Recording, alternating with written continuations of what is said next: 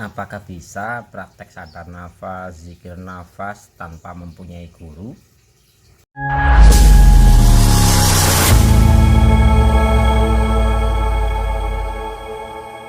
Apakah bisa praktek sadar nafas, zikir nafas tanpa mempunyai guru? Bisa Bapak Ibu. Jadi untuk Bapak Ibu yang praktek zikir nafas, sadar nafas, tidak mempunyai guru pembimbing secara berdohir, itu tetap bisa mempraktekannya.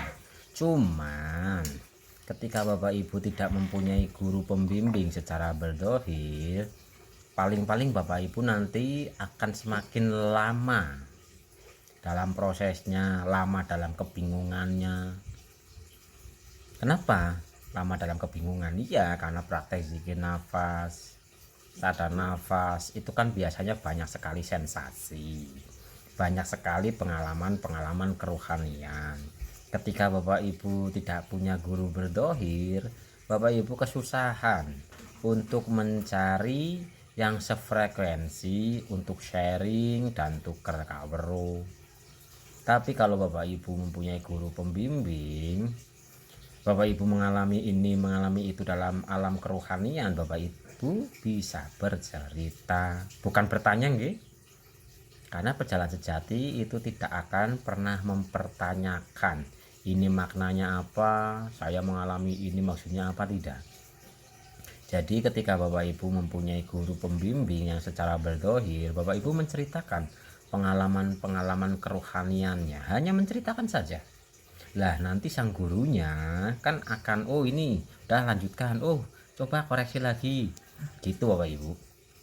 Karena pejalan sejati itu tidak akan pernah bertanya dalam makna, mengalami ini maknanya apa. Kalau masih bertanya dan Bapak Ibu mendapatkan jawaban dari luar diri, itu tandanya itu belum kesejatian, itu masih pencerahan yang didapatkan dari luar diri. Karena pengalaman atau perjalanan sejati itu pasti akan terpahamkan dari dalam diri, bisa jadi dari luar diri tapi tanpa bertanya kepada yang di luar diri, disuguhkan gitu loh, disuguhkan oleh yang di luar diri tanpa mempertanyakan keluar diri.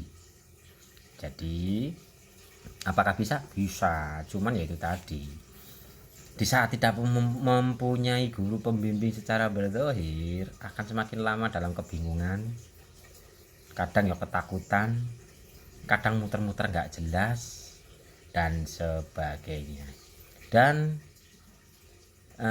di saat Bapak Ibu berjalan ke suatu tempat yang Bapak Ibu belum pernah berjalan ke sana, itu kan ya rawan tersesat dalam perjalanannya, seperti melihat bayangan dikiranya cahaya sejati, melihat sensasi-sensasi bisa melekat kepada sensasi-sensasi tersebut sehingga terjebak dalam sensasi-sensasi.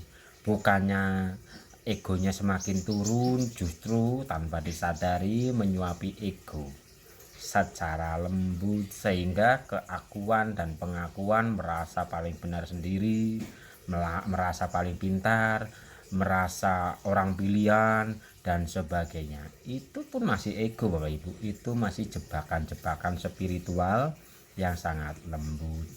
Ya karena berjalan sendiri, tidak sedikit orang yang berjalan sendiri itu terjebak dalam keakuan ego, cahaya bayangan dikira cahaya yang sejati, sehingga nanti ketika melihat sensasi-sensasi, ternyata sensasi-sensasi yang ada di alam bawah sadar itu adalah pengalaman dari rekam memori cerita yang pernah Bapak Ibu dengar, atau film atau kisah-kisah yang pernah Bapak Ibu baca, itu bisa muncul di alam bawah sadar.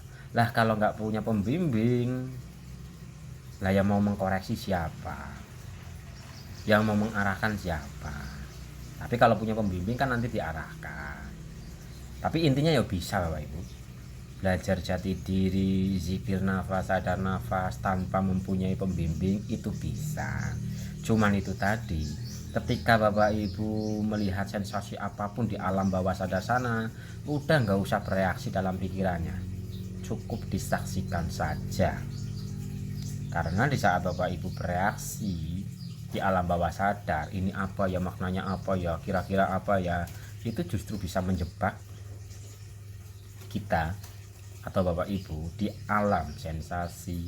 Mau melihat cahaya, mau melihat sosok, mau melihat apapun, cukup sadari itu pengalaman batin, dan itu hanya sensasi-sensasi yang ada di alam bawah sadar. Nggak usah kepo, udah lanjutkan saja. Yang mungkin saat ini tidak mempunyai guru berdohir, udah lanjutkan saja zikir nafasnya, sadar nafasnya. Cuman di saat melihat sensasi di alam bawah sadar, cukup menjadi penyaksi, nggak usah takut, lanjutkan saja. Dan sadar nafas atau zikir nafas itu berhasil adalah ketika di alam nyata kehidupan sehari-hari, rasa Bapak Ibu yang tadinya pemarah menjadi lebih sabar, yang tadinya itu gelisah, sedih, khawatir dan sebagainya lebih tenang dan sebagainya. Itu tanda zikir nafas, sadar nafas Bapak Ibu ada pertumbuhan, Jadi sukses dan tidaknya zikir nafasnya itu bukan seberapa banyak sensasi, bukan seberapa banyak cahaya yang dijumpai, tapi di alam kehidupan nyatanya Bapak Ibu ada perubahan atau tidak, secara pola pikir, secara rasa dan sebagainya. Lanjutkan saja, bisa, intinya bisa. Tidak mempunyai guru berdohir itu bisa, cuman lebih berhati-hati lagi. Apapun yang hadir cukup menjadi penyaksi, dan untuk menjadi patokan adalah rasa tenang dalam kenyataan. Semakin rutin, semakin rajin sadar nafas, zikir nafas, di alam nyatanya itu tenang atau tidak, selalu sadar hidup atau tidak.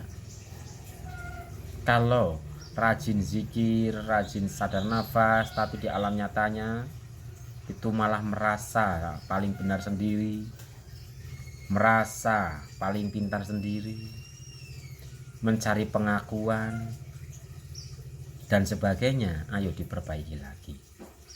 Dan jangan menggunakan pemokusan. Sadar nafas atau zikir nafas itu bukan dengan fokus, tapi dengan hadir di setiap bacaan, di setiap rasa tarikan dan hembusan nafas, bukan dengan pemokusan. Karena kalau dengan pemokusan, justru egonya itu akan semakin besar tanpa disadari. Dengan pemokusan itu akan tegang, akan sepaneng. Dengan kesadaran, sadar nafas, zikir nafas, hadir, merasakan setiap bacaannya, menyadari dan merasakan di sebalik bacaan ada getaran-getaran ilahi yang mengalir.